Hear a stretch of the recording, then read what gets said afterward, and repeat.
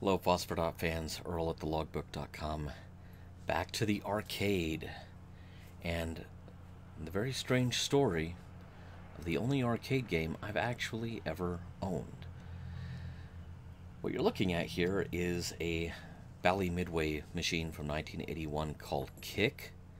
It was later retitled Kickman because there was a revision of the game fairly early on because the arcade operators told Midway, this just isn't working, it's not earning a lot of money, fix it.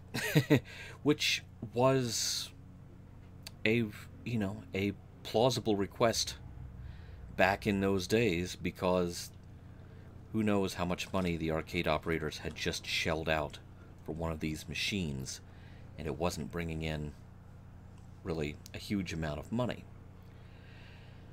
Now, the story of my Kick machine, which was a 1981 original that had the board swap, it had Pac-Man added to it.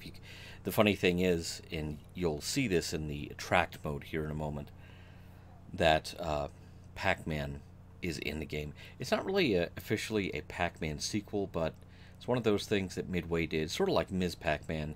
Well, we've got the rights. So,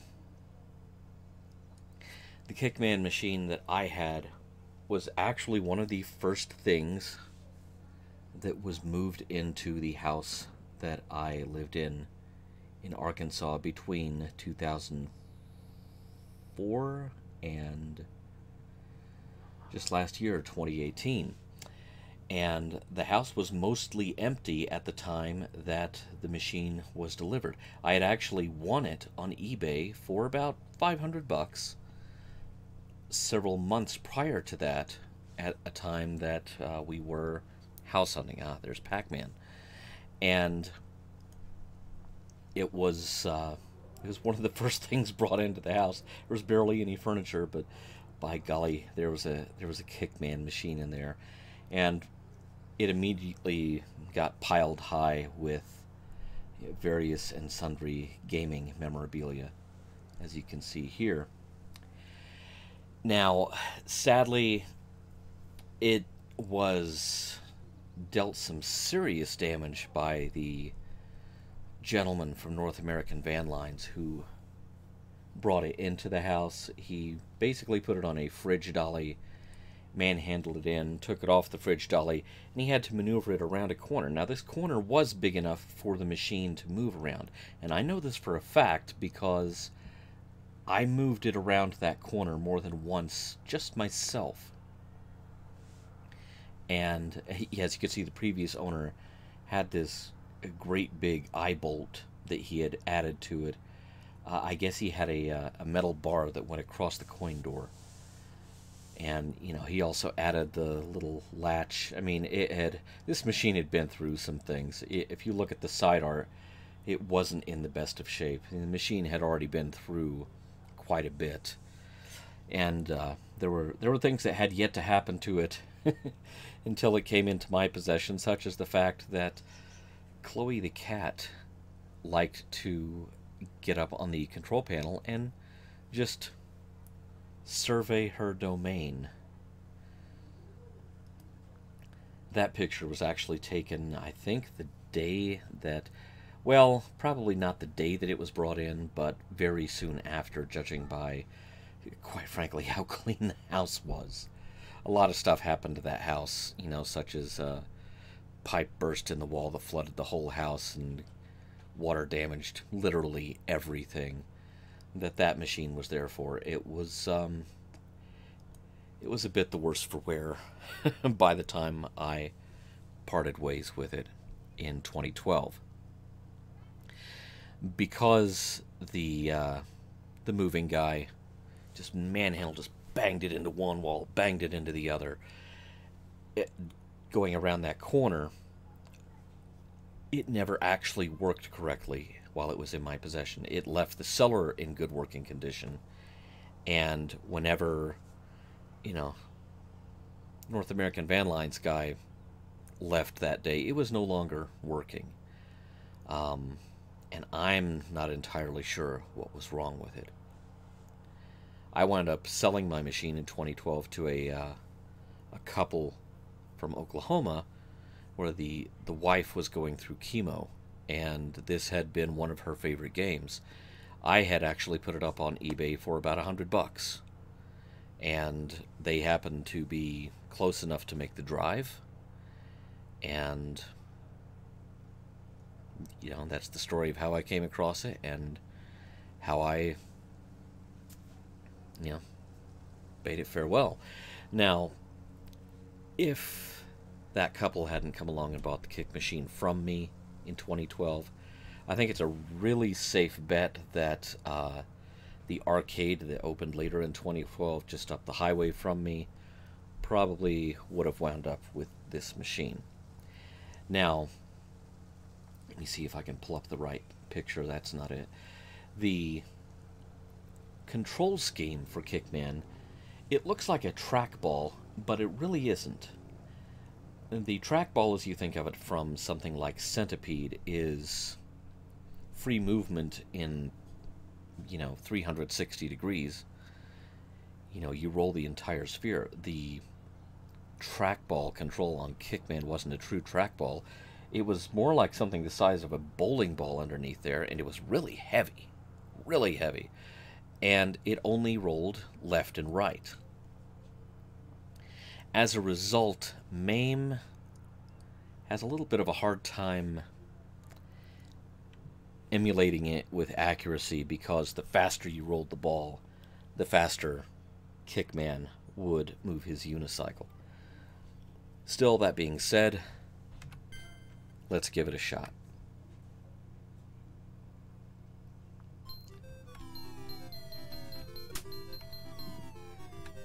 The first level is deceptively simple. As you can see, the kick button is there to send the balloon back up if you're not quite going to make it, so you have another chance at catching it.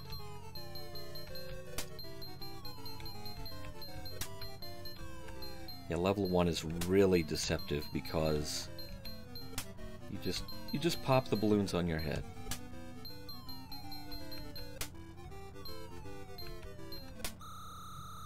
Okay, that seemed easy enough. Here's where it starts getting difficult. Now you're not popping them, now you're aggregating them. The blue balloons move the fastest.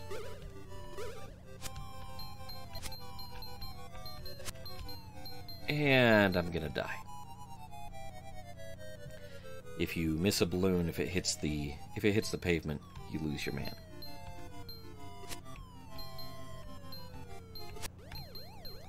Now, Pac-Man's very helpful because he eats the balloons and then sits on your head. Because of course he does. He's Pac-Man. Isn't that exactly what Pac-Man would do under these circumstances? And once you have gathered a few balloons, Pac-Man that's sitting on your head will turn that way and start eating them. Very nice of him. I appreciate that, Pac-Man. The most useful that you've been in,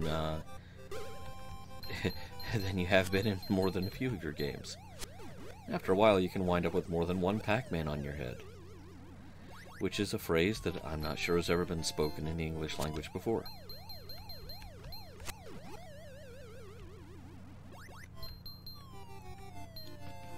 I really have a feeling Namco didn't authorize never catch bombs.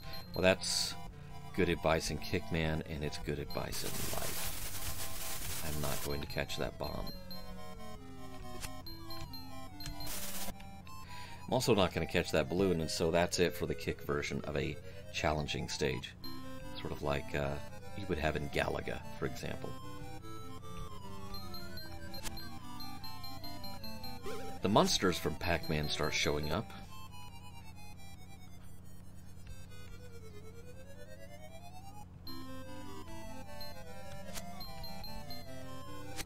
and that complicates things because they just take up real estate on your head. You've heard of stuff taking up real estate in your head. Well, the Pac-Man monsters here just take up real estate on your head. Okay, if you don't have a Pac-Man on your head, and very few of us in life actually do. Yeah, where were you a couple of minutes ago, buddy? If you don't have a Pac-Man on your head and you accumulate a large enough tower of balloons, then there was no way I was going to be able to make that. See, that's where you really spin that trackball like it's the end of the world. Yes. My ranking is 1.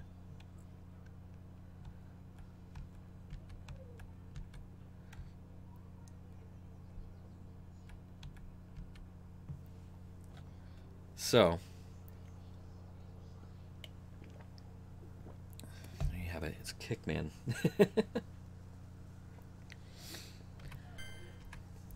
Even though the machine that was in my possession was not entirely working, the display was really messed up. Part of it was on the left, part of it was on the right, part of it was on the bottom, part of it was on the top, and none of that was the part that was supposed to be in that corner of the screen. So, in a way, you could still play it, but you kind of had to think in 4-dimensional space. It was very much an expert handicap game of Kick. I remember one time, and this was after our first child was born, it was dead of winter. It was really, really just bitterly, insanely cold outside.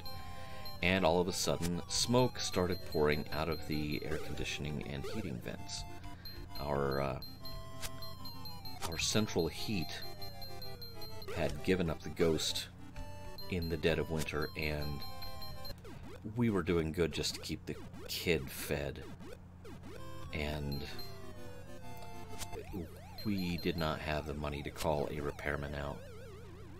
Not at night, not even in the daytime, to take a look at that. One thing the Kickman machine was, I keep referring to it as Kickman machine, it's the Kick machine. One thing the Kick machine was really good at doing was generating a lot of heat. There's an interlock mechanism on the back door of an arcade machine that keeps the power from coming on if the door is open, because that means there is very, very high voltage, very exposed. It's a safety feature. And the interlock on this Kick machine, interestingly enough, had been circumvented. I can't really think of a better word to use there. And so it was possible to power it up with the back of the machine exposed. Now, I always kept the back of the machine up against a wall because, you know, number one, kids, cats, lots of things could go wrong with this idea that the back of it might be exposed at any point. On this occasion, however, I turned the machine around so that the front of the machine, the control panel, is facing the wall, and the back, if you kick Pac-Man, he just goes back up into the formation. And darn you, monster. So the control panel and the screen were facing the wall. The back was facing out into the house. And I took that back panel off and powered up the machine. It heated up the house really well, which probably means it was generating way too much heat. So I think there were problems with that machine that were not visible to me. but of which there was ample evidence. But I have very fond memories of owning the machine, and like anyone, like any collector who says, hey, I'm going to pick up this arcade game, because I had actually played it back when it was a new item. Not that cabinet particularly, but I had played Kick and Kickman in the arcades in the 80s. My brother and I used to play two-player games of it. And so, it was a game that I had an attachment to. It came at the right price, basically. And the thought occurred to me, hey, maybe, and anyone who collects arcade games thinks this way. Oh, hey, you know what? I might get just a few machines and have, like, my own little arcade along this wall. The Kick machine proved to me that I did not have the technical expertise in arcade repair to make that a reality.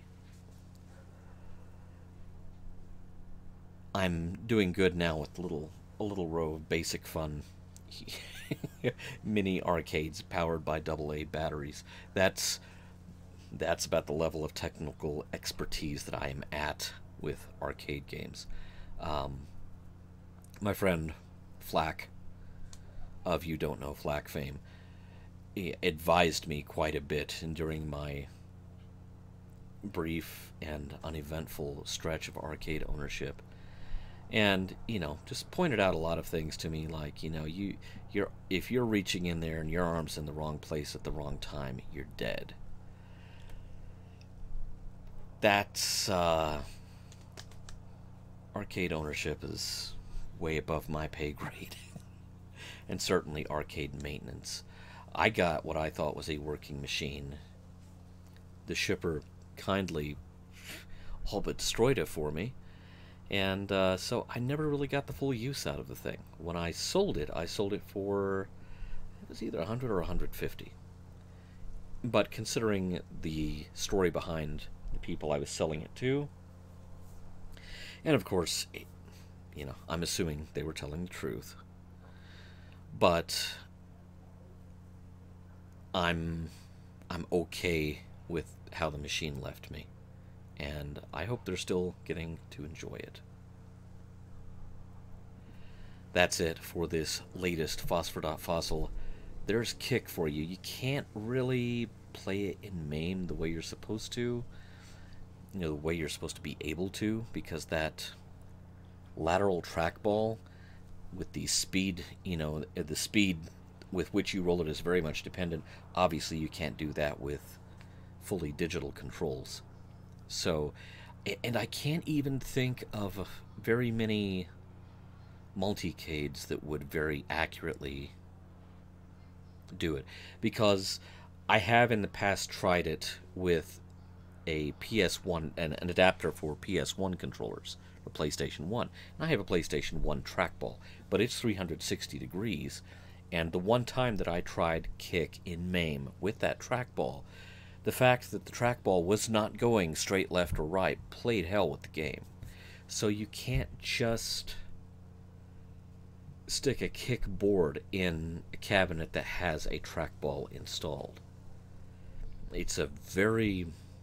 You talk about a single-use controller. That lateral trackball would definitely be it.